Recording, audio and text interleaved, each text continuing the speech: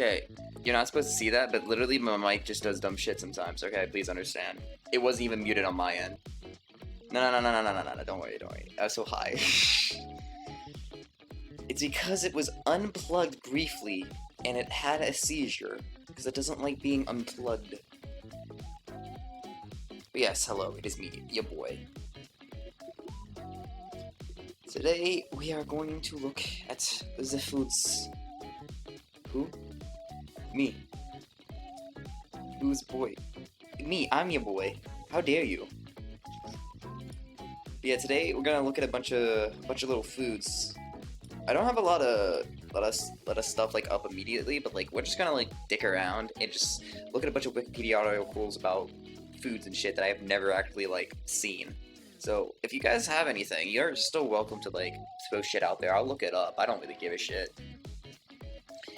I just got this idea randomly because it's like I like learning about the different shit out there that I've never seen, because there's a lot to life I've never seen.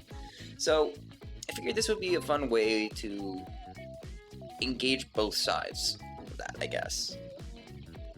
With that being said, I guess we can jump into it. Is there anything else I want to mention? Oh yeah, there's no schedule up yet because I'm lazy and I haven't done it yet, but that's for later.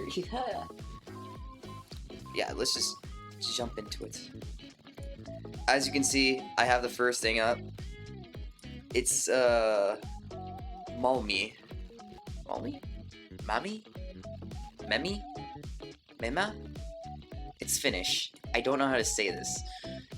Weird. But yeah, Noseless sent this to me like first thing, and I was like, what is this? I use this in the thumbnail. It's interesting. It's a mixture of water, rye flour, powdered malted rye, seasoned salt, and dried. Powdered severely earned zest. The mixture left to sweeten naturally before being baked in oven until set. Huh. It's chilled for 3 to 4 days before serving. Unlike traditional, sweetened naturally, commercial models usually stay with dark molasses, so with sweet flavor, with 2% sugar or less. So this is the dessert. It's an interesting choice, Mommy. Yeah, I wish it was called Mommy. I think that would be a much more appetizing dessert, honestly. Also, hey Toto, what's up? Okay, this like photo here, I don't know how good it is on OBS, but it's there. It's only one of the photos of all time. It actually looks not that bad. Now you can see for the most part, it's fine. It's not that bad, but like the generic photo, like here, not really liking it. Not really one for it. Actually, real quick, let me just capture my cursor so you can see it. Cause I want to like do circle shit right now and be like, ooh, look at this. Yeah. I don't know. I don't know if I would eat this. Like, honestly, if someone were to serve this to me without like telling me anything about it, because like, it's just brown. It looks like a brown liquid. Like, it looks better in this photo, these like photos, I guess, but like, I don't know. It just looks a little like. I know it's not. In some way, it looks a little like a liquid brownie, so I guess if it's portrayed right, it wouldn't look the worst. But it's just interesting. Oh, it's also eaten cold? Like, I'm just looking here, it's eaten cold. Like, I do not like cold these things, usually. Except for, like, maybe ice cream, but not really this. But yeah, that's Malmi. Isn't that just sugar wheat group? Apparently. You're too white for it. This is Finnish! This is literally the whitest thing. This is a Finnish dessert. I don't know, it sounds pretty good. It might be, it's just the looks, alright? It probably tastes fine. But yeah. I have a few things up. The other thing I have up right now is something that didn't load in, apparently. This is Brazilian. It's called Brigadeiro, I think. I don't know. You can suffer my pronunciation. It's the national truffle of Brazil, apparently. That's cool. It's a traditional Brazilian dessert. The orange desserts are known, blah, blah, blah. Don't really care. How does it taste? It's a popular confection throughout the country, especially at festive events. Brigadeiros are commonly made at home, found in bakeries and shake shops. It is generally sweet with small balls covered in chocolate sprinkles and placed in a cupcake liner. Oh no, Brazil. Okay, we can give a pass to food that looks good, because this actually just looks like a little like chocolate cupcake, and I can appreciate that. The mixture may also be poured into a small container and eaten with a spoon, known as brigadeiro de correr, traditionally spoon brigadeiro. It can be found in different countries as a result of Brazilian migration in recent years. Okay, but what does it taste? What is the taste? Describe the taste. It just has history. Describe me the taste. Nothing? Okay. Still, like, just looking at it, it literally just looks like a little ball of chocolate. Like, it looks cool. Like, I've had some other photos of it. It literally just... It just looks like a... Like, little, like, things... Ooh. It's just like a little ball of chocolate. Like, what's wrong with that? You cannot go wrong with chocolate. Like, a ball. Looks like the chocolate's bad. But yeah. Seems kind of interesting. Again, at any time if you guys want to, like, submit something, I'm more than welcome to. It's literally just gonna be me looking at Wikipedia articles about them, because why not? Or I can just look it up on Google Images. That sounds worse. But we're going to trust Wikipedia at first. I saw, like, this thing on here saying also. Let's look at this, whatever this is. I already submitted something. Yeah, Twitter, I saw what you submitted and it scares me, so I'm gonna push it off until, like, as much as I can. Because it's up here. I don't wanna talk about it though, it's scaring me. Samanu. Samanu, Persian. It looks like a... Oh, it's a dessert. It looks like a soup here. It's a sweet paste made from Germanic wheat or wheat flour, which is prepared specifically for Noors. It's a... What the fuck? Iranian New Year. A large pot of, like, cousin. His practice has been traced back, blah, blah, blah. But what's the taste? I don't know what this is. I literally just finding this. This is the Middle Eastern dish, it seems like. Or at least around that area. Iran, Afghanistan, Tajikistan, Azerbaijan. This is weird. Like, I don't know why this is on a thing for, like, a Finnish dessert, but okay. I don't know why it's there. I thought this was gonna be, like, another Finnish thing, but I don't care. The wheat is soaked and prepared for days, so the entire process takes up the week. Traditionally, final cooking will take up from evenings until daylight. It was a party involving only women. Huh? Huh? This kind of desserts, like, just enforcing, like, on gender rules. Like, what the fuck? Also, whole walnuts are thrown near the end of the preparation, making a wish. So they just, like, yeet walnuts into them, like, ah, yes, yeet. I'm praying for money, yeet, here's a walnut. Walnut be upon ye. That's interesting. Tajikistan and Afghanistan, they sing, I'm not even going to try to pronounce this. Your boy cannot even say English. Do you think I can, like, say whatever this is? Probably Arabic. Assuming it's Afghanistan. Modern science, making it can be a family activity. Traditional thing is German and blah blah blah. Sing it waffle kill you. No. I don't even know what the fuck that is. Do you really? I don't know what that is. To prepare this, you need a whole wheat flour for every gram of wheat. Wash the wheat, soak them in water overnight, then pour into a tray and wrap them with the coffee, blah blah blah blah. Pour into a strainer, add a little water on them. Mix it with flour. Flour should be completely dissolved and juice not pelted for 10 kilograms of power. One thing. It's like, it's a dessert, but I don't see, like, anything like a sugar or something being added in. Maybe was it? Wait, no. No, maybe the, like, flour is the wheat or sugar or whatever. Cause sugar maybe. Cause flour's like a little adds like a. I don't know. This is interesting. This looks terrifying. This just looks like you... What the hell? This is... It doesn't look like a dessert from, like, this image. It looks like it's like some kind of soup. but it's a dessert. It's like a paste. I don't know if I would eat this. Like, this I don't know, but I guess I wouldn't say no. It's interesting at least. Hey Waffles, how's your day? My day was pretty good. I'm back in my dorm. I took like a trip back. We stopped by this place nearby, for food with me and my dad because he drove me back. It was like I don't know how to describe it. It was like more of a variety place. They had like a bunch of kind of foods. They have like, I think they marketed towards Irish for some reason, but they have like all kinds of different shit, and it was pretty good. Had some like shrimp and whatever. It was muy bien, yo.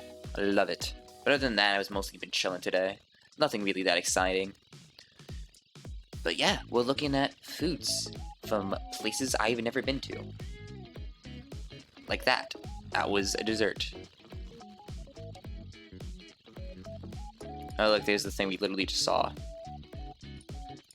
Alright, let's go to see what this thing is. The Ashur. Ashur, a Noah's pudding, is a sweet pudding that is made from a mixture consisting of various types of grains, fresh foods, dried fruits, and nuts.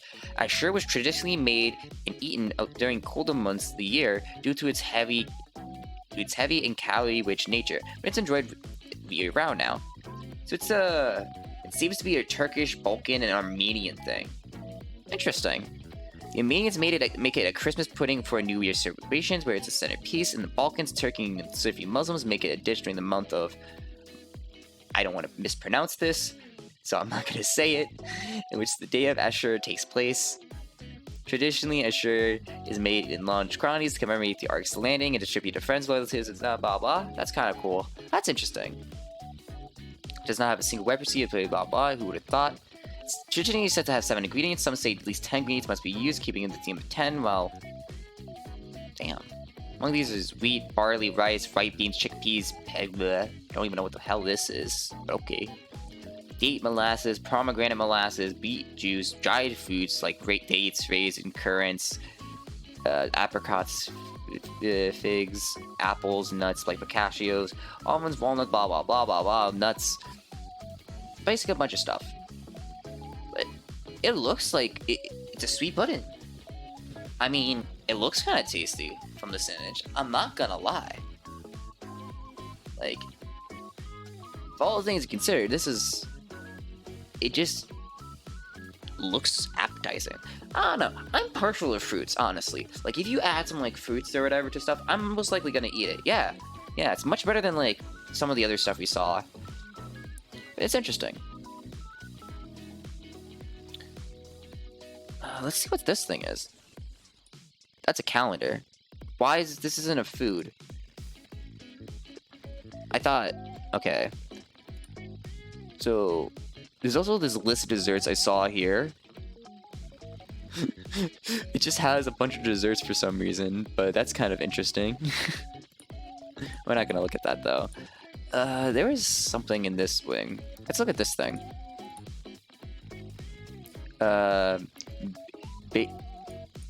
I'm scared. Beijing Ho? I don't know how to pronounce this. It is Portuguese though. It's also Brazilian. It's called a little kiss, also known as Quenquinho, a little white one. It's a Brazilian birthday party candy prepared with condensed milk, grated desiccated donut, and rolled over caster sugar or grated coconut, and frequently topped with a clove. That sounds really good, actually. It is the coconut version of the Brazilian brigadeiro, which we looked at earlier. When rolled, it would be covered with granulated sugar or grated coconut. Traditionally, a single clove is stuck on top of the cake. It is believed that is called Nun's Kiss, formerly made with almonds, water, and sugar. Okay, this is a very tiny photo.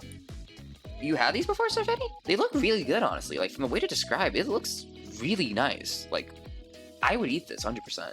They are awesome. Alright. He's not here, but, like, Nalso was the one who, like, gave me the stuff earlier. He is Brazilian. I'm basically gonna be like, hey, bro, can you hook me up? You literally live there. Like, come on. Just send me some. you live there, so like you probably like get some easily. You know, it's round. But yeah, that actually looks really nice at a dessert, at least. I'll keep looking at desserts. It's the easiest thing, I guess. Let's look at this thing. Another Brazilian thing.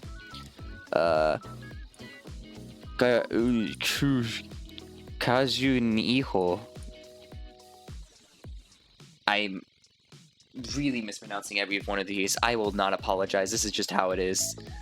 It's a popular sweet with an almost ubiquitous presence in Brazilian parties. It is made of peanuts, cashew nuts, and sugar, and is shaped like a tiny cashew, although it is strongly tastes peanut.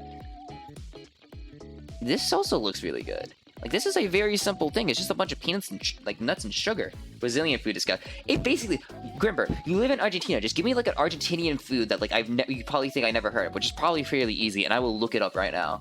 Like, you live there. You probably had something that's Argentinian before. Like, I'm more than welcome to like do anything live. Like, I'm getting impressed by Brazilian desserts. SMH doxing me live. Sorry, lo siento, por favor.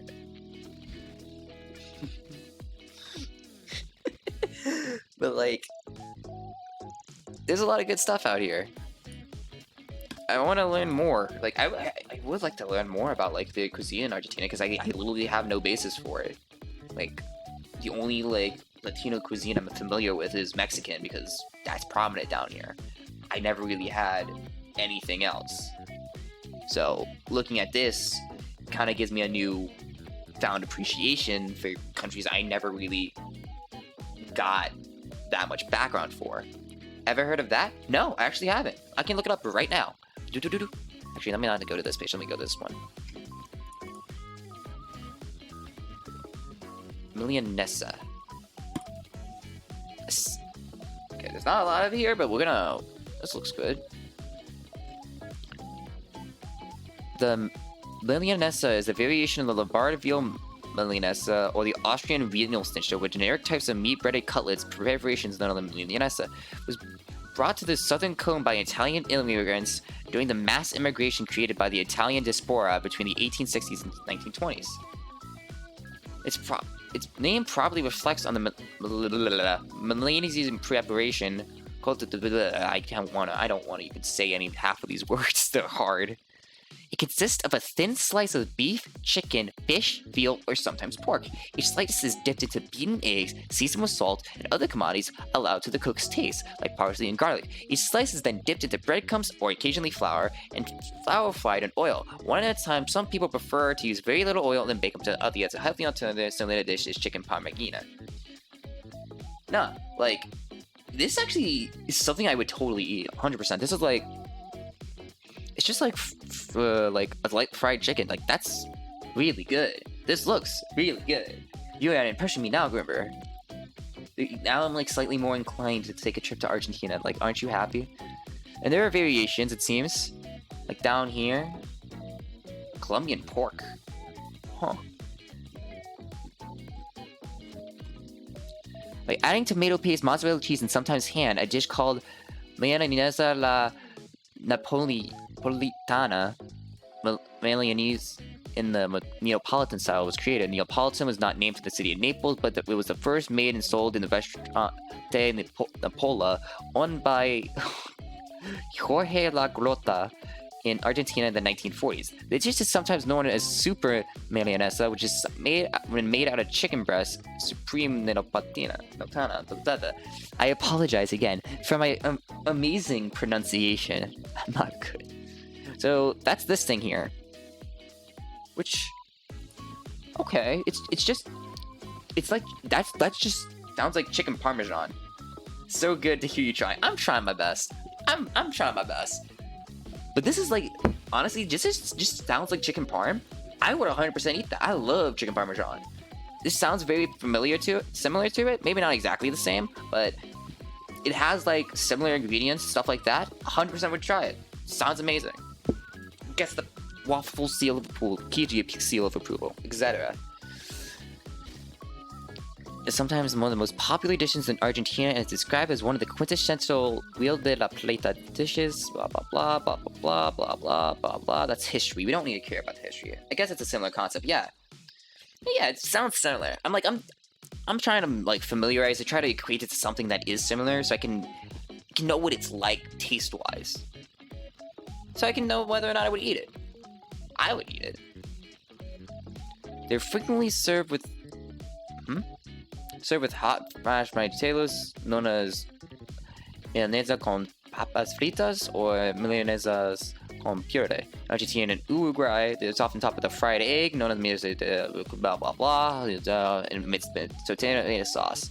They are often eaten cold as a okay. Now you lost me. Eaten cold as a sandwich filling with a salad. Oh, okay. Now you brought me back with a salad. Okay. Lemon juice and sometimes mayonnaise is commonly used as seasoning. Citation needed. Milanesa Kaiser or escapolota, as is known in Chile, is a variant which normal milanesa is also eaten, reminiscent of cordon bleu or valdostana, with a layer of melted cheese between the beef and the layer of ham. Okay. If you had it before, just think of tonkatsu, but breadcrumbs instead of panko. Huh, actually. An interesting way to put it. A classic Chilean version is also called escalopa a la pobre, topped with french fries, sauteed onions, fried eggs, akin to... What is this? Okay, we're saving that later. We're looking at a Chilean dish next.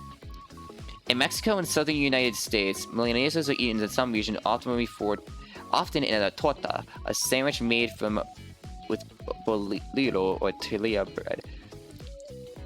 These are hard words. In northern Baja California, Sonora, Sinaloa, blah blah blah, to its use features lettuce, tomato, and mayonnaise like a traditional sandwich. So it's commonly in these regions with the main course of the meal thing. So it's interesting. Escalopa is basically bootleg milanesas. Okay, he said it, not me. Please do not cancel me for saying this. If anyone is from those regions and wants to fight.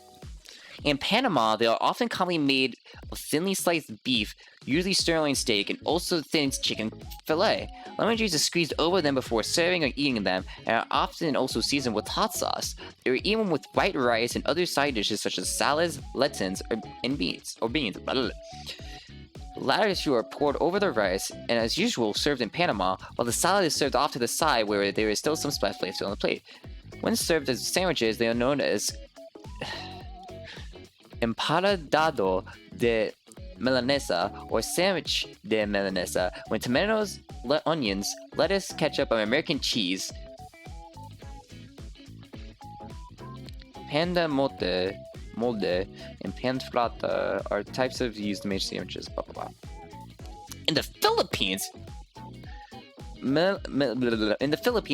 milanesa is also known as carne frita, not to be confused with bistec, which is also called carne frita in the Philippines, is cooked in a much similar way described above. Meat, blah blah blah. I'm not reading the thing there. Admittedly, it's not as popular in the country as it is in South America, and is mainly served mainly in people's homes, not in restaurants. The families that do eat it usually serve milanesa / carne frita with white rice, a bean stew, and some sort, for instance, white beans or the fabada. It's sometimes an American-style potato salad with cut green beans, and often chile ketchup and mayo ketchup mixed sauce, unlike the Argentine salsa golf. It's almost never served as a sandwich. In Poland, now we're in Europe for some reason. Okay. Well, actually, no, that's not surprising, but we're back in Europe. Variety of milanesa is commonly known as colette shabori, which is a pork loin pounded with a mallet until it becomes thinner and soft, then coated with flour, beaten eggs, breadcrumbs, and fried in one pan. On the pan. The colette drobari, I don't even know how to pronounce that, is made of chicken or turkey, and it's prepared in a similar way. And colette warli is made of beef steak pounded and soaked in milk. It's just fried beef. I'm gonna save the trouble. It's fried beef. Interesting, though. They didn't talk about the Colombian pork thing, but I'm assuming it's similar because it didn't talk about it, and it still looks really good. All this looks really good. I would eat this. Let me look here. This is a very short one for about another Brazilian thing. Olho de sogra. Mother-in-law's eye in Portuguese is a Brazilian candy consisting of vehicle candy dried inside a dried plum. The final mix is rolled over crystal sugar. The name also comes from a shape of candy with resembles an eye. That's a morbid name. It looks okay, but that's okay. Okay, now for desserts. What about alfajor? That's not. I think that's how it's pronounced. I don't know. But yeah, I never heard of that. I'm gonna look it up.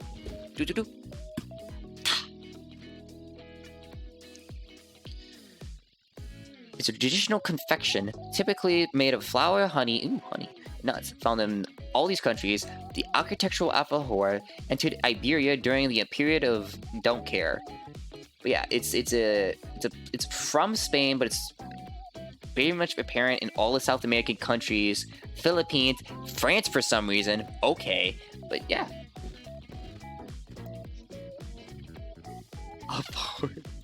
Shut up. I'm trying my best. It looks like just looking off the picture itself, looks kind of good. Like, from what it's described, it is just a nice, like, thing of flour, honey, nuts, like, just like, you can see the little thing in between it. Like, that looks like honey. Like, it looks good. Etymology, do not care. History, do not care. Preparation.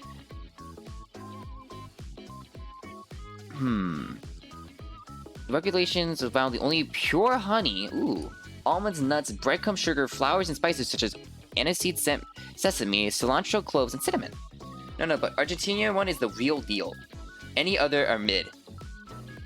I'll have to take your word for it, Bill, so that sounds kind of biased. I'm not gonna lie, Grimber. I'm not gonna lie. Each of them in wrapping paper, blah blah blah. It doesn't really matter. In Spain, there are variants differing recipes appearing alfajores, but most traditional contain flour, honey, almonds, and several spices such as cinnamon. Alfajores are most commonly sold around Christmas, but in Medina Sotona, they are available year-round. The traditional Spanish alfajor has been produced in this town, where it's called whatever since ancient times, don't care. Are still made by craftsmen in Medina Sotona using natural ingredients such as almonds, honey. Okay, we get that. Manufacturing process, okay, whatever, it's fine. In France, okay, we have a lot of things. Let's just skip, because Grimber says the Argentinian ones are the quote-unquote real deal. So we're just gonna believe him and just go for the one that is quote-unquote the real deal. The alfajor has been manufactured and consumed since colonial times, and the territories today belong to Argentina. It is understood the alfajor, the product, is made up of two baked cookies adhered to each other by products such as marmalade, jelly, sweet, or other substances, or elementary mixed substances of permitted use. These could be partially or totally coated in confectionery substances and contain entirely divided dried fruits, created coconut, or garnishes, which constitutes a marinade code, blah blah blah. That's a bunch of legal speak. That don't matter. So this is Uruguayan and Argentinian alfajores. I'm assuming they named it in order, so the white one is the Argentinian one. And they still look good. I could still eat this. They don't, you can't really screw up desserts that look like this. You really can't. They look good. They will always look good. So I would eat these, 100%. Tasty. It is Peruvian, very same way. Seems like they put a little more effort into the honey side of that, because it looks more liquidy, but still would eat. Maybe a little messy, but would eat. These look very different from Spain. Very different. I guess I would still eat. No, trust me, I've had a ton of them in my life, and you absolutely can. Oh yeah, I guess, you're right. Because I'm looking at the best of the best. The ones that go on the Wikipedias. So yeah. Over here we had this Peru and Chilean thing. Lomo lo pobre, or bistec lo pobre, blah blah blah, is a dish from Peru and Chile. The ingredients are beef tenderloin topped with one or more fried egg and french fries. Unlike steak and eggs, lomo la pobre is eaten at lunch and dinner. You could eat steak and eggs at dinner. No one is stopping you. It is super prominent in Argentina, and it is basically the most popular sweet in the country. Huh. Interesting. New fact of the day. But yeah, this is literally just steak and eggs. Like, the only difference they said is that it's eaten, like, as a lunch or dinner. This doesn't... Huh? The onions are served underneath and the eggs are not visible in front of this... I mean, I would eat it, but, like, this is kind of just steak and eggs. I'm not gonna lie. Do better. That's all I can say is, get... Let's look at this thing. And wait, was there anything down here? No, they seem to go in... Actually, there is. We'll look at there in a bit. Bife a cavalo. It's traditional Portugal, Brazilian, and Argentina. It consists of grilled and sometimes pan-fried steak with fried eggs on top.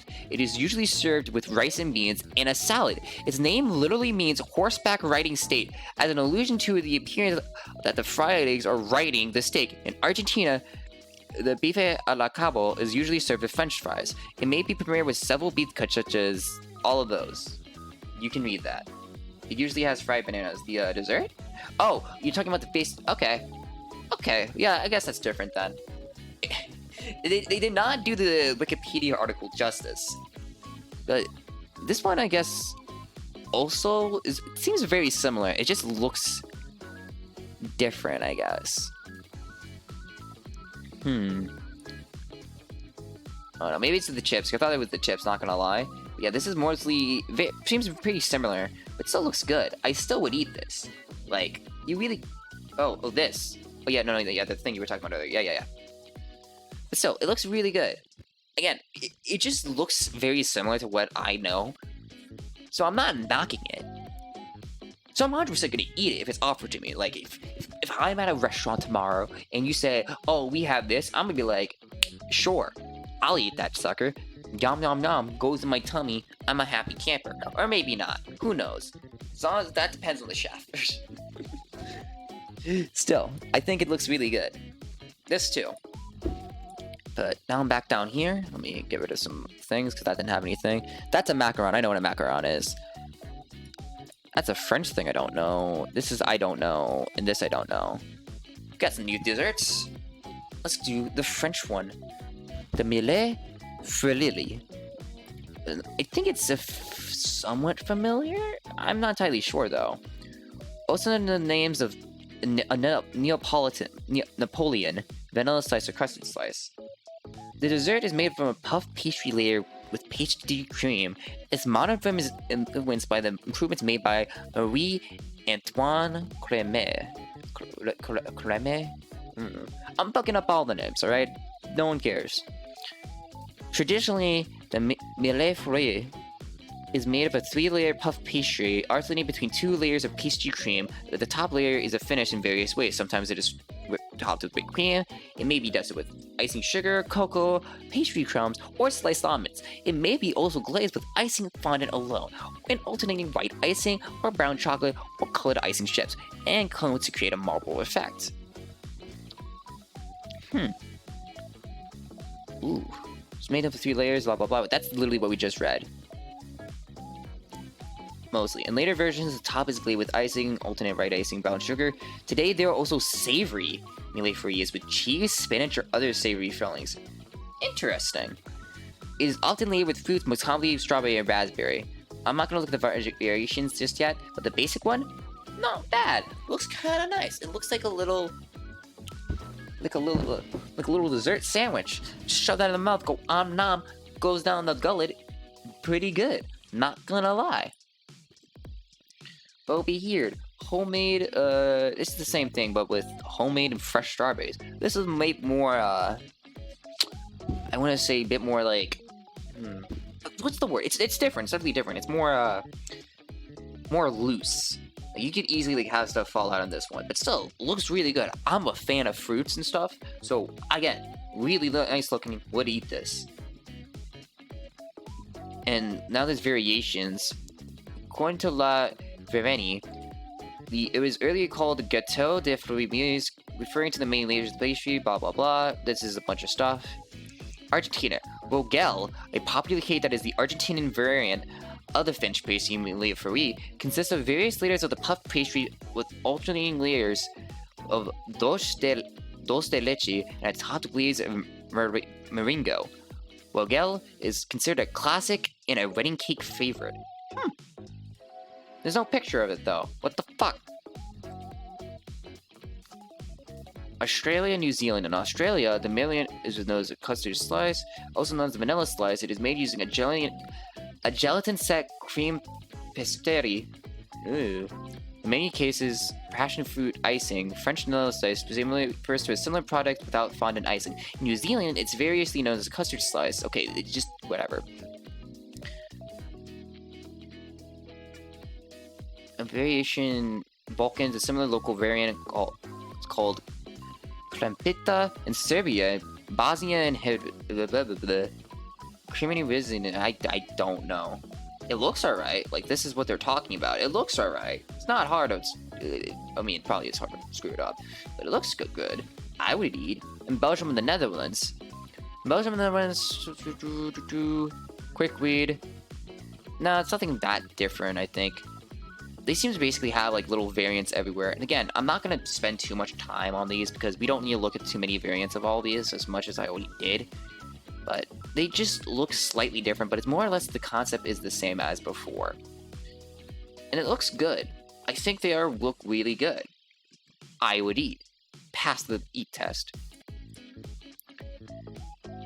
Baklava.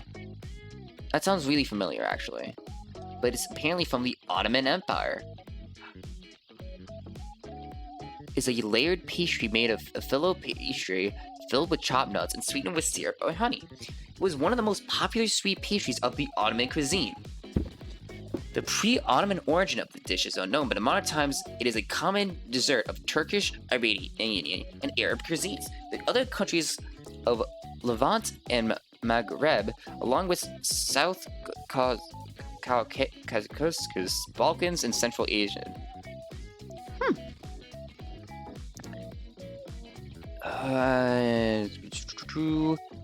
There's a lot of stuff about where it came from, which I do not care about. I just want to know how it's eaten. There's regional variants, which there's a lot. We don't care about those too much. But let's look at the preparation. Baklava is normally prepared in large pans, many with layers of phyllo dough. It is separated with melted butter and vegetable oil, and are laid in the pan. A layer of chopped nuts, typically walnuts, pistachios, all hazelnuts. You can't go with nuts, let's be real. Also sometimes used and placed on top. More layers of phyllo. I actually don't know what phyllo is. That's interesting. It's a... Huh. That's an interesting thing. It looks interesting. Most recipes have multiple layers of phyllos and nuts, and so some only have it on the top and bottom pastry. Before baking, the dough is cut into several pieces, often in parallelograms, triangles, diamonds, or rectangles. After baking, a syrup, which may include honey, rose water, like literal? Or orange flower water, huh? Is poured over the cooked baklava and is allowed to soak in it. Baklava is usually served at room temperature and is often garnished with ground nuts. Like, it looks kind of interesting. Like, the green in this one is very, very, very interesting. It's not... Like, looking at it itself, doesn't look amazingly appetizing. It doesn't scream sweet dessert to me. But I don't know. Maybe after trying it, it would be, like, good. I don't know. Maybe it's the green that gets to me. Like, looking at these local variants, it looks much better. Like, this one looks pretty good. This one also looks really good. This one scares me. I don't really like this one. I don't think it looks that good. Greeks, what are you guys on? Oh, that one actually looks really, really cool. Like, little diamonds and everything. And it looks... This, like, satisfies my eyes. It's like one of those, like, perfectly, like, satisfying clip moments, you know? Really nice. I think that's a good amount of looking over here. I know the strudel is... What the fuck? We're gonna look at that later. Oh wait, I had these before. These... Okay, I just didn't know the name apparently.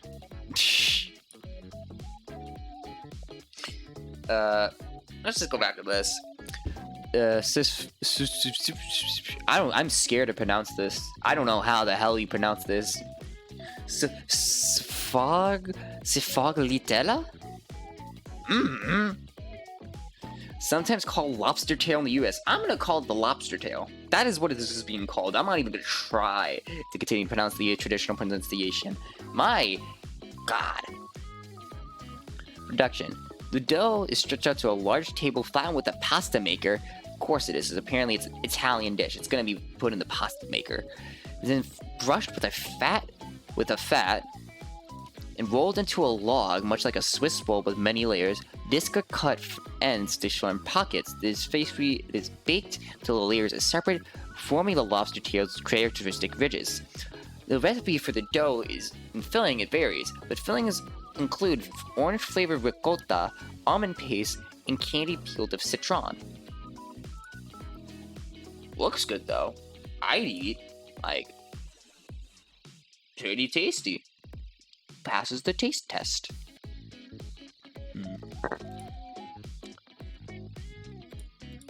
Made a wagon wheel. Oh, these are like... I'm going quickly through some more stuff I have not seen. Because again, this OC also option is basically dictating where we go. Unless you guys, again, have more things to look at. Because again, I'm more than willing to look at anyone else's, like, traditional dishes, whatever, as long as you think they look good. I mean, not look good, but taste good. And this is literally an ultimate ball from Denmark and Sweden. This sounds pretty self-explanatory. Oatmeal ball, or the chocolate ball, just call it a chocolate ball. Have you had rice pudding? I don't think I've had, but I know what a rice pudding is. It's a type of unbaked pastry that is popular in indigenous sweet confectionery. Oatmeal ball consists of sugar, cocoa, vanilla, sugar, blah blah blah. It's going to oatmeal, sugar, cocoa, sugar, vanilla sugar, butter, and sometimes a small amount of coffee mixed until they become a compact mass. To make them creamier and softer, some people also like to mix in a splash of cream. From dough, balls are formed to a size usually smaller than golf balls, then rolled in shredded coconut or sprinkles. The balls can be eaten immediately, but are usually first chilled in a refrigerator.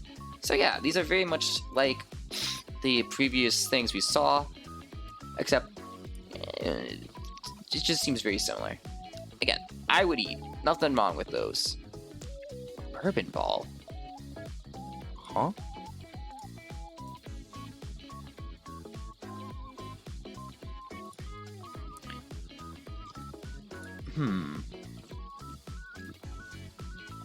Yeah, putting these... I'm gonna put some... I'm gonna snipe you.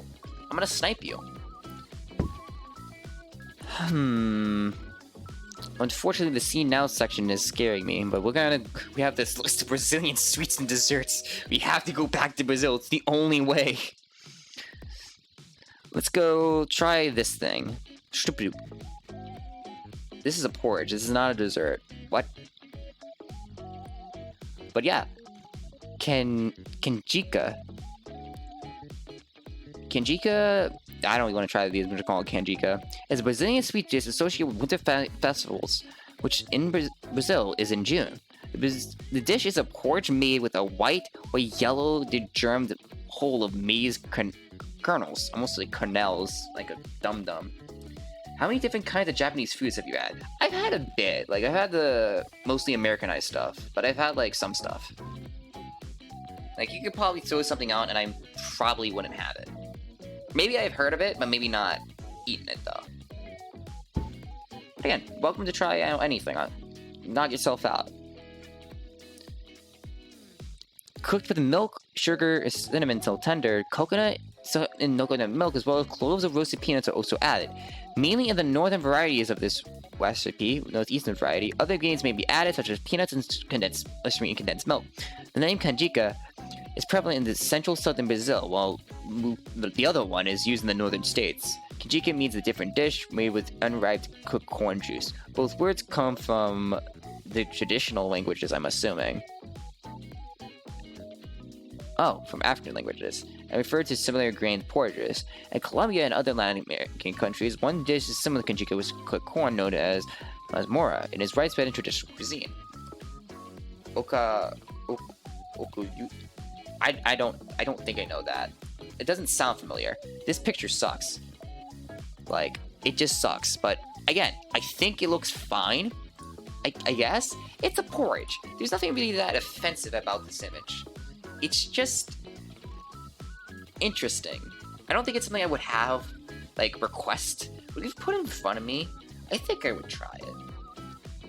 Maybe not. Maybe not. Interesting, though. I can tell you that. Okay, let me go to the oatmeal ball, and we'll look it up. We'll look up the Okodan. Okoyotututu. Oh. I don't think I actually have heard of this. Okoyakodon.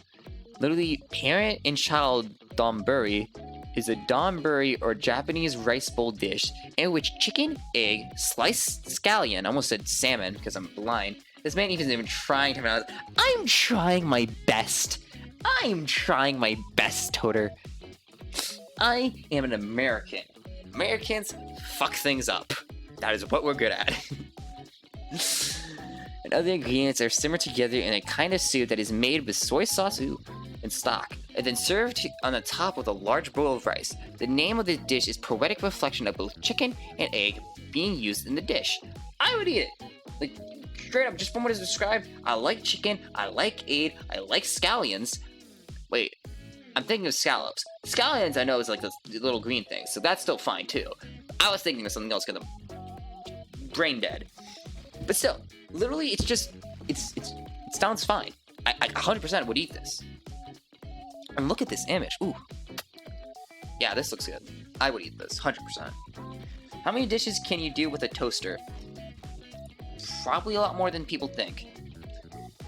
Several other Japanese dishes pun on the relationship, on the parent-child theme of, I'm not gonna try again. Tanidon, literally stranger bowl, is otherwise identical, but he replaces the chicken with a beef or pork. A dish of salmon and salmon roe served raw over rice is called sake okayu don. I'm so shit. Again, looking at these other photos, they all look pretty good. Like, this one looks like really less soupy, but again, I would eat it. I'm gonna try it. Oyakodon. Okay. I'm just liable to fuck things up. I do not care. I'm just having fun. I don't think I've heard of this either, so we're gonna put this here. I know what a katsudon is though. Gyudon. It's a beef bowl. It's a Japanese dish. I'm only here. It's consisting of a bowl of rice topped with beef, onion, simmered in a mildly sweet sauce flavored with dashi, fish and seaweed stock, soy sauce, and mirin. It may sometimes also be served with toppings such as raw or soft poached eggs, Welsh onions. The Welsh have onions? Huh? Grated cheese or kimchi, a popular food in Japan, it is commonly eaten with bene shoga, pickled ginger. Just say ginger. Shichimi, ground chili pepper, and a side of miso soup. I don't care about the history, but I've heard of things similar to this. It's like I've seen I think Persona 4. It's like the only thing, but they don't call it that. They just call it like a beef bowl or something like that. It was like the beef bowl challenge or whatever. And that's what it reminds me of. I would still eat it. Because it looks good. Like, I like beef. I would eat beef.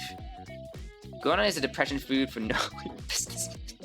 I'm a no-life businessman then, damn. But I would still eat it though. It looks really good. Chicken soup. If you want chicken soup with corn flour balls, look at Voy Voy. You work your 12 hours a day starting at a monitor, and then go to shitty chain store and get a gyudon for $3 flat. $3 for this? Can I live there? I'm broke. But yeah, I can see that. It still looks really good. Then get a strong 0 and down the thing and pass out in the train gas station. Okay, Vori. Let's look that up. Paraguayan soup. Voi is a thick yellow soup with little balls made of corn flour and cheese. It's traditional Paraguayan cuisine. It is essentially the caldo guarani in Sephardic origins and derives from one of the commemorative dishes of Passover. It derives from the matzah's balls, replacing the wheat semolia with the corn flour from the kairos. The name Voi comes from I don't care. I should try to get History, who cares? Ingredients and preparation. The typical Voi contains corn flour, fresh cheese formed into balls, fatty soup broth, and water. These other variants generally denominate the Voi Blanco with ingredients such as oil, garlic, onion, pumpkin, almost said pomegranate, milk, and rice. The corn flour and the crumbled cheese are put into a container, moistening this mixture with the fat broth until one has a mixture from which the little balls can be easily made by hand. Every Voi should be the size of a big grape. Once there's enough little balls made, these are put into a boiling soup and cooked for about 5 minutes. If the soup turns too thick, it can be thinned with more boiling water. Voi stored in the balls. Damn, your dish got exposed, Maxter. Can't believe it. It's kind of interesting though. Like looking at the photo, it's it's just like a chicken leg and soup, but it's not bad. I like chicken. Like, it looks fine. Like looking at this photo, it looks tasty. Like it's not something I would typically have, but I still think I would try it. I have the next one. I've searched for the next one. It's put. Thank you for adding the pronunciation. You know I'm stupid. Okonomiyaki. Thank you.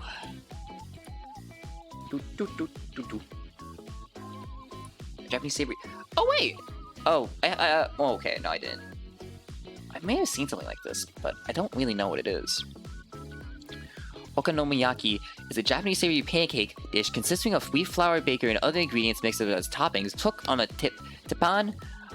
Common additions include cabbage, meat, seafood, toppings including okonomiyaki sauce made of Worcestershire sauce, a nori, dried seaweed paste, katsuobushi, Japanese mayo, and pickled ginger. It's you, Japanese. No, that's not it. That's not it at all. This isn't me. All Paraguayan foods have a high content of fat. If you like that, it's not a bad thing. Like, as long as it's good. Like, I'm more all for it. The one thing I don't really like is like a too big of a fry. Like, I'm like, I've had a lot of fried foods in my life, like fried chicken, stuff like that. I don't like it when it's too fried. That's why I prefer things. It's not healthy at all, but tasty. Yeah, might as well just have it like once in a while, you know? If you're feeling like it. Okay, this only has various reasons, but yeah, again, looking at it, I've seen this in anime or something. I swear I've seen this in like an anime or something, but it looks really. I would still try it. It's literally just like a pancake with some stuff in it, like savory stuff in it, but still, it would be interesting to try. I would 100% try it just for fun. Like, it looks very interesting. I've never really seen too many things like it before. So yeah.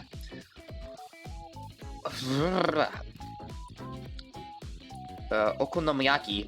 Okonomi. Oh, now I almost said, but I was looking at the pronunciation again. Okonomi basically means whatever you like, and it's basically just all the yummiest things you can imagine and mashed together into a pancake and then very fried. Very, very yummy. Then yeah, I would 100% have this if I ever had a chance. Like, if I'm ever in Japan, I probably would just try it for funsies. I'm assuming there's a see now option. Ooh. Yoink. Yoink. Okay, I know what a takoyaki is. Yoink. Okay, let me get rid of this. Actually, let me see if there's anything here on the thing. Yeah, for later. A Gion. Gion? Gion? I said John at first. There are many good okonomiyaki places in America, but they're quite common in Japan. They're no good. Okay. That's what I felt. That's why I'm saying, like, if I ever go to Japan, I would probably try it. But, like, especially here where I am, yeah, good fucking luck. I'm happy there are certain places here that, like, are actually pretty good, like, in terms of Asian cuisine. But it's not gonna have everything. It's not gonna be quite the same.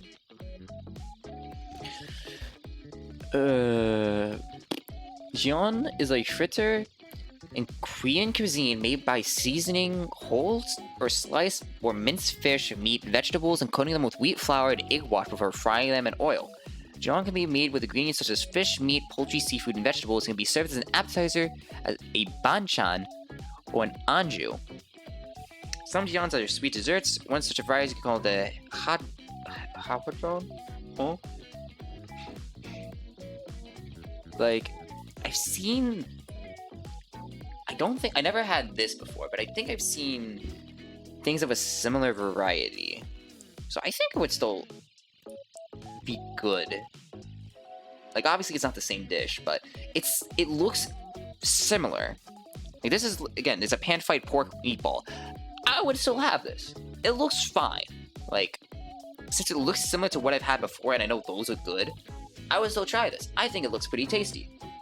It's going in my stomach. That's my verdict. Bye. Why are there so many variations? What the hell? Yes, it's popular. What the fuck? We'll look at those later. Well, this is a Netherlands dish. Oh, Dutch. This is a Dutch pancake. Pannenkoek? Oh wait, there's a listen button.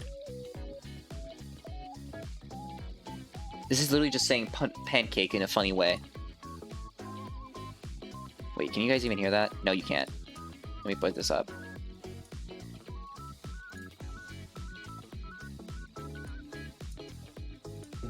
Shit, I muted it. I'm very stupid. I'm sorry. Hydrate. Okay, Sarah. Welcome to the chat, by the way. Hope you're having a great day. There's no water in this thing. I don't know why I grabbed it. I'm getting a Sprite. But yeah, literally, listen. It's just him saying, like, pannenkoek. Pannenkoek. Like, literally. Pannenkoek, or Dutch pancake, is a style of pancake within the Netherlands. Pannenkoek is usually larger, up to a foot in diameter, and much thinner than the American or Scotch pancake counterparts, but is not as thin as crepes. There's your ASMR, by the way. It may incorporate slices of bacon, apples, cheese, or raisins. Plain ones are often eaten with, Draco? Huh? Syrup made of sugar beets, huh? Apple syrup, an unspiced Dutch variety of apple butter. There's your hydrate, by the way. Or powdered sugar, and sometimes are rolled up to be eaten by hand or with cutlery. Basic ingredients are flour, milk, salt, eggs, addition of buckwheat flour up to 50%. It is a traditional but much less common nowadays. Milk can be replaced with soy milk, blah blah blah. Who cares? The ingredients are often beaten to a batter of weirdly liquid consistency. A layer of batter is then pan-fried with butter or oil. Once the layer at the top of the pannenkoek is dried and the edges start to brown, it can be flipped over. The first one is often less than perfect. At home, a stack of pannenkoek can be made in advance so everyone can eat at the same time, or people can take turns at the stove. Yeah, this is about when it's eaten. But still, looking at this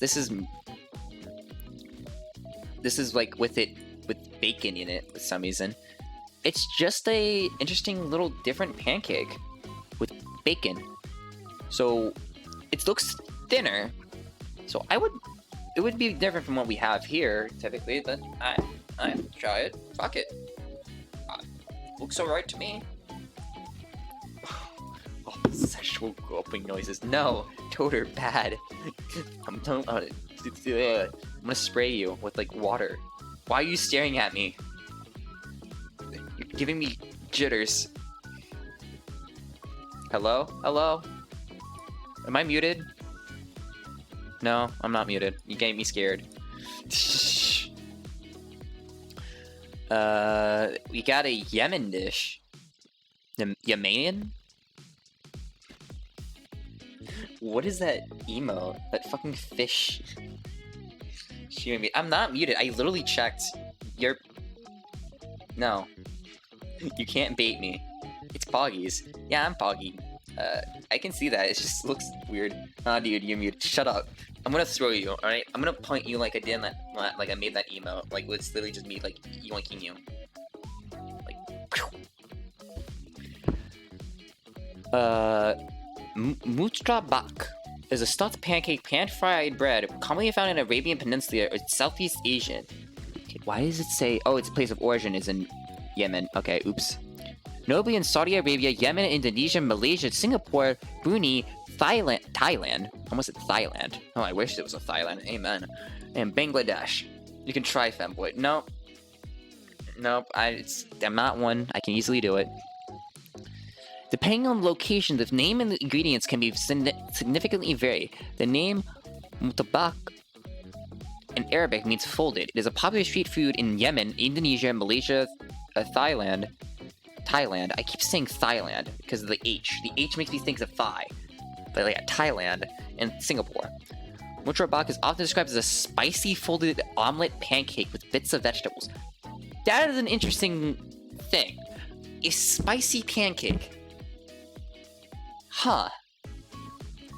Most common form of mutrabak is made from pan-fried crepes, usually stuffed with beaten eggs, chopped leeks, chives, or green onions, scallions, and minced meat. Just formed and cut into squares. In Asian India, the mutrabak is one of the most popular street foods known as mutrabak. Yeah. We don't need to know about, like, the history and all that, but it looks interesting. It doesn't really look too much like a pancake here, that kind of thing, but it looks interesting enough. And it's supposed to be quote-unquote spicy. Like, here's a Malaysian dude making it. Oh, okay, it looks more like a pancake in this thing. That looks good. I could eat this. I could 100% eat that and just try it out. Just shove it in my mouth. Go nom. Again, these are making more towards the variance. It's like this is a... But still, I think it's mostly the same, so I would still 100% try this. Interesting enough. Oh, we have unlocked all the cuisines, apparently. Let's go to this one. Rotary Kanai. This is a Southeast Asian dish. Rotary Kanai over is an Indian Oh. It's just the... Is it just the bread? Yeah, this is just the bread. I've seen this before. I didn't know the name. So it's just the bread. It's not really that special. It's interesting, but it looks different, but it's really just mostly bread. So it got the bread seal of approval. What the hell are some of these though? Oh wait, no, this is the naan. I was thinking of naan. I keep wanting to suggest Japanese foods, but they're literally all just other foods rebranded with a Japanese. I mean, you can still do it. Like, by all means, knock yourself out. Like, I looked at something that was basically just like steak and eggs, but in South America, but it was slightly different. It's just served with like fried apples. I'm more than welcome to look at stuff. Get hungry because I haven't eaten dinner yet. Oops. Did I look in here? Okay, well, you probably know what udon and soba. Yeah, I've had those. I actually had udon and soba before. They were both really good. What is this? Bende tiok, or mung bean pancake, is a type of buchimage, Korean pancake that originated in the Pyongyang. It's not the... Yeah, it's a Pyongyang province. It is made by grinding mung beans, adding vegetables, meat, and pan-frying into a round, flat shape. Okay. So this is like a special Korean pancake. There's also like karage, gyoza, yakitori. I know what gyoza and yakitori sounds familiar, but I don't think I actually know what karage is. I'm a fake weeb. It's made with a mung bean batter filling with bracken. I don't know what that is. Pork, mung bean sprouts, and Something cabbage kimchi, not about cabbage kimchi. Huh. To make the fillings for PngTuber, soaked bracken is cut into short pieces and mixed with ground pork and seasoned with soy sauce, chopped scallions, minced garlic, ground black pepper, sesame oil. Mung bean sprouts are washed, blanched, and cut into short pieces and seasoned with salt and sesame oil. Kimchi is unstuffed and squeezed and removed its fillings, excess juices, and cut in small pieces. The ingredients are then mixed. Washed, soaked, husked mung beans are ground with water, seasoned with salt, and make the batter. It basically then sounds like it's cooked like a pancake. This is not the most flattering photo, but from the way it's described, it doesn't look that bad. Oh wait, here's another photo. Okay, they're bringing me back with this, but these kind of photos, not that bad looking. Honestly, like, I'd eat. Looks good. Like, I don't think I've ever seen anything like that here. But I'd eat. So let me look at karaage, because I don't think I actually know. Oh wait, no, I've had this before. I've had chicken karaage. I just forgot what it was called. So it's gonna let me find some other stuff. Oh, cool, I get fried chicken. Thanks, Wikipedia. That's a good segue. Let me look at this thing. This other Korean dish. Buchimge?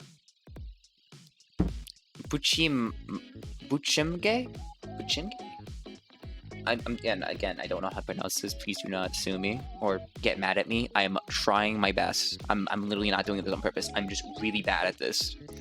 Refers broadly to any type of pan-fried ingredient soaked in egg batter or a batter mixed with other ingredients. More specifically, it is a dish made by pan-frying a thick batter mixed with eggs and other ingredients until a thick, thin, flat pancake-shaped fritter is formed. Which I'm gay.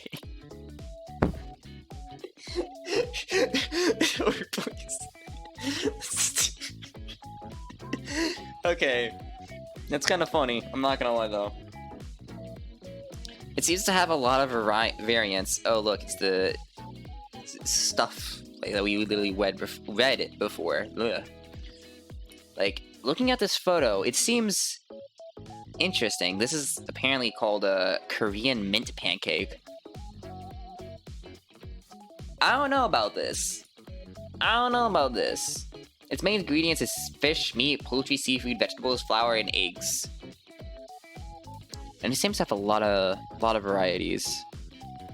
Like, we've seen this one. These two we've seen before. PngTuber is a dish made by adding wheat flour, gochujang, vegetables such as java, water, drop sports. What? What scallions are added into mixture, pan fried into oil or thin pancake.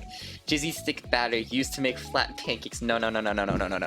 We're not making any kind of stuff like that. Get out of here. Get out. Bye. Be gone. But yeah. I guess...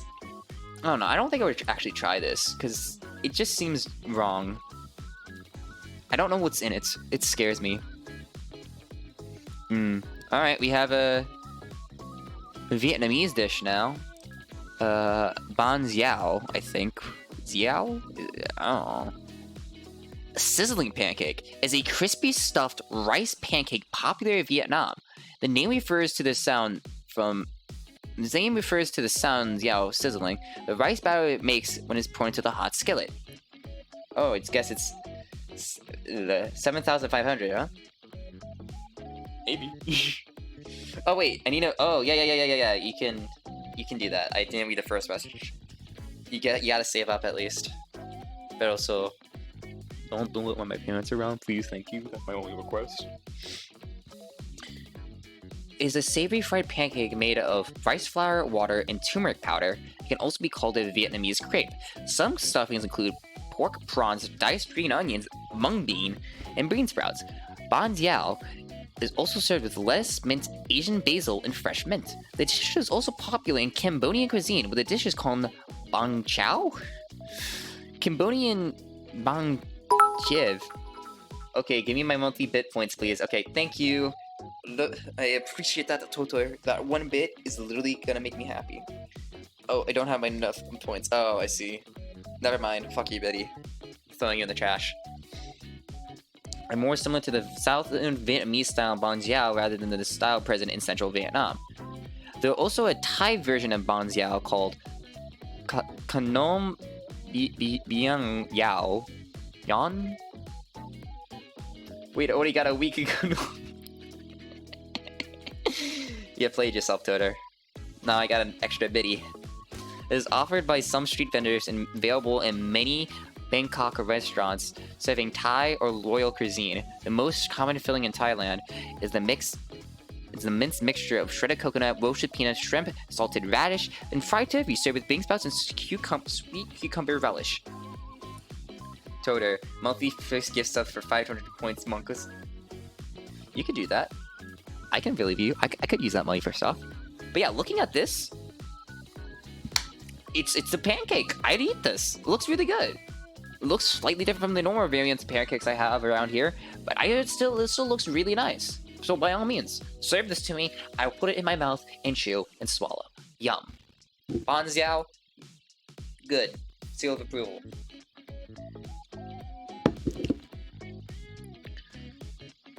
Wait, is this what we were talking about, like, in this year? No, that's, No, that's literally it. This is the thing. Bong... Huh? Like, this is literally, like, the same thing, except with, like, accent. No, wait, no, it's not. I misread. I'm blind. Never mind. It's different. It's different. You eat it yourself? I'm not this. I'm glad to hear you swallow. I'm gonna throw you in the trash can where you belong, Gripper. Shut up. I'm finding a lot of interesting stuff I literally never heard of before, just from looking at Wikipedia. Why not? You know? It's fine. We're having a good time. Thank God we have a taco here. This is totally similar to this. This is also Vietnamese. Banh Cuon. Banh Cuon is a thin, white sheet of fermented rice batter filled with a mixture of cooked seasoned ground pork. I don't know why I said pork. Mixed with wood ear mushroom. Huh? Minced shallots. Sides with this dish usually consist of cha lue. Vietnamese pork sausage, sliced cucumbers, and bean sprouts with dipping sauce in which fish is called... Not this thing. I'm not even gonna try to pronounce that. It's a fish sauce. Sounds okay, I guess. The rice in Bang Kion is extremely thin and delicate. It is made by steaming a fermented rice batter onto a cloth that is stretched over a pot of boiling water. It is a light dish and is generally eaten in breakfast everywhere in Vietnam. A different version of Bang Kion, called Bang Kion, those you can read this. It's this stuff here. You can read it. May be found in the city, a southern district of Hanoi, and Can village, Nam Dine, an ancient village in the center of Nam Dine City. They're not rolls, but just rice sheets eaten with the chua layer, fried shallots, and prawn. I'm trying my best, please. Then they have this thing, whatever. Looking at this though, so it's assumably just the stuff on the left. It's just a... yeah, white sheet of, like, rice batter. It's interesting looking. Like, I've never seen really anything like it. I don't know if I would eat this usually. Like, maybe I could try it one day. I have no real basis of knowing what it tastes like, but... interesting. Okay, but if it looks like this looks a lot better. What the hell? Okay, maybe that photo just sucked, because, like, those two, like this one, this is a homemade dish of it. This looks a lot better, a lot tastier, I'm not gonna lie.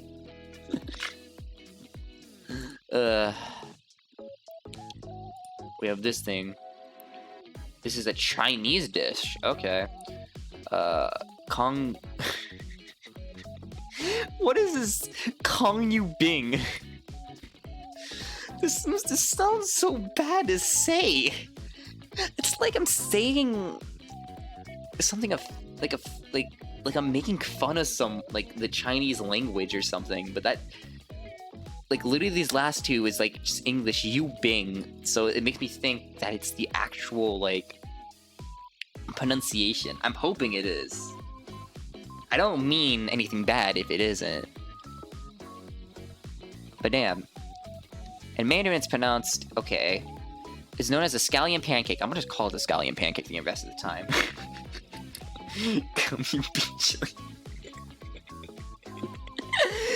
It basically is that. It's basically like that. Unlike Western pancakes, it is made from dough instead of batter. It is pan-fried, which gives a crisp, eggsy, and chewy textures. Many layers made up the interior, contributing to its chewy texture.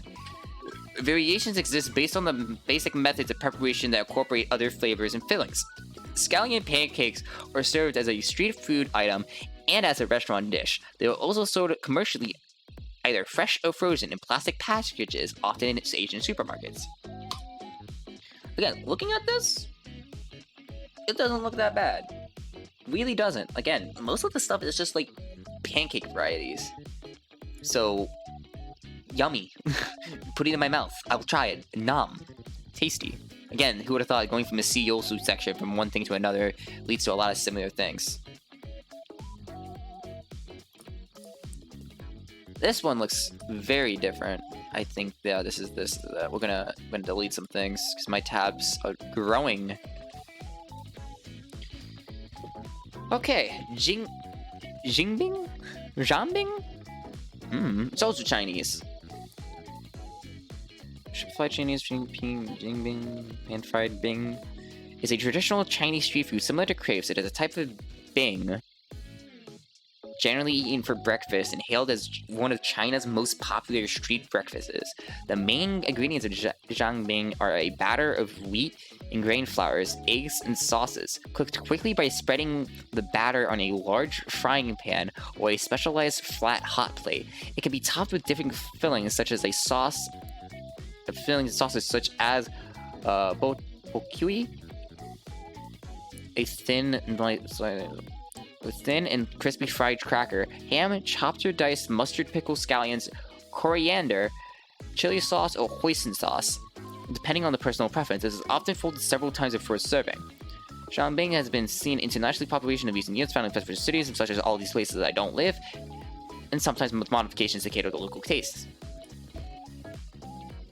It looks interesting, I'll give you that. It's very, very interesting looking. But again, it's mostly just a pancake, or a crepe, or whatever. You could really is not something that I think would be that bad. What is this? Yeah, I guess I would eat it. Senbei. This is a Japanese dish now.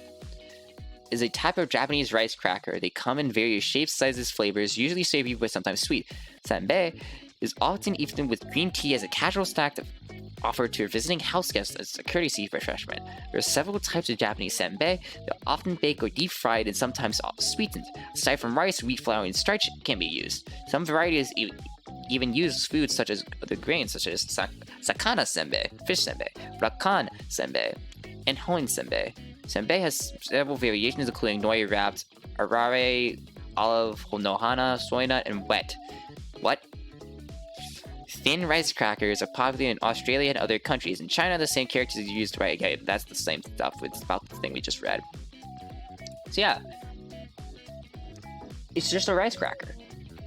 Okay, I'd actually never had a rice cracker before, so might as well try it. It's a brand of it. It's a famous city and a place close to it. It was a...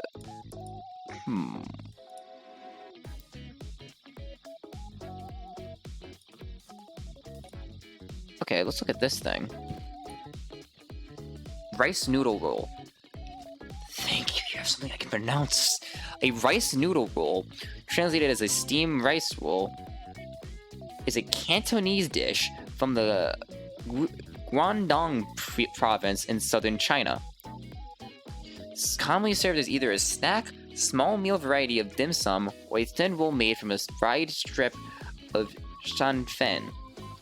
filled with shrimp, vegetables, and other ingredients. Oh, those are good. I don't think I've had these. So yeah. Well, maybe I have. No. These... Maybe the photo just looks bad. Stoned rice noodle rolls. No, I don't think I actually have these. Fuck it, I'll try it. It looks good. Seasoned with soy sauce, sometimes sui min drippings, and is poured over the dish upon serving. When plain and made without filling, the rice noodle is known as don't even want to try. Okay, that's the thing. That's etymology. We don't care about that. But yeah, it's just a bunch of like meats in a like rice noodle roll, and that's the name, and it looks really good. It's served with a sauce and tasty.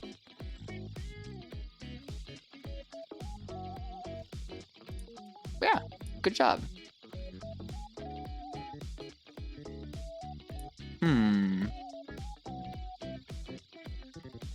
Need some more pancake-style dishes. We don't need to know about that. But yeah, we went to a lot of different foods. I think we should finish it off because I don't want to make this too long. We've been here a while already, looking at a bunch of different kind of foods. I think we want to finish it off with something truly memorable, and that is milt. Toter sent me this. For those who do not know, milt is seminal fluid of fish, mollusk, and other certain water-dwelling animals which reproduce by spraying this liquid, which contains sperm onto roe, also known as fish eggs, and it can refer to the semen sacs or testes that contain the semen.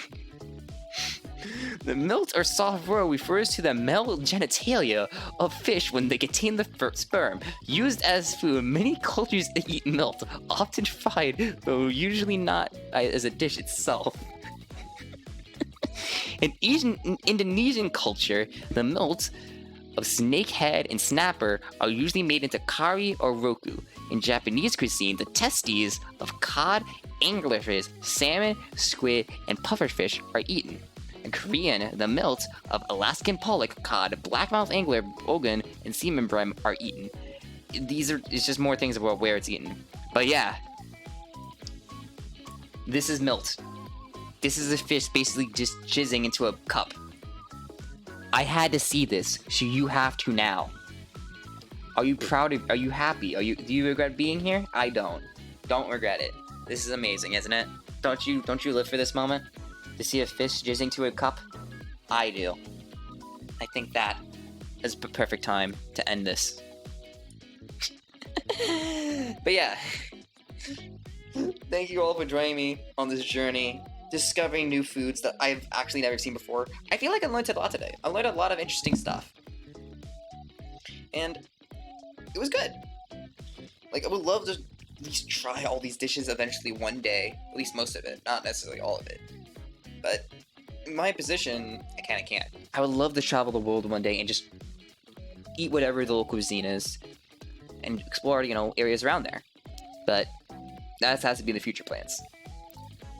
But until then, I just gotta wear it right now. You want to fight it to try it? No, not that. I just want to end on that because that's a little funny. But yeah. Next week, I don't have a schedule up yet because I'm dumb. Expect it tonight on my Twitter and Discord if you're not in it, and if you're not in it, well, might I recommend you join it. It is here and it is amazing. We do things, and stuff, and talk. You can annoy me in real time. It's fun. But yeah, I will be at least. I can guarantee a stream tomorrow. Don't know what time yet. Probably later in the day. It's gonna be more Fire Emblem because I really want to play more of it. I kind of didn't get too far into it the first day. I did a little stuff off stream, not anything like spoilerly or anything like that. I didn't play the map. I just went through the fucking main area. But yeah, tomorrow I'll play more of that. Probably, if I had to guess, 8 p.m. Central, maybe earlier. But yeah, I'm gonna find someone to raid, and this will be it. Bye.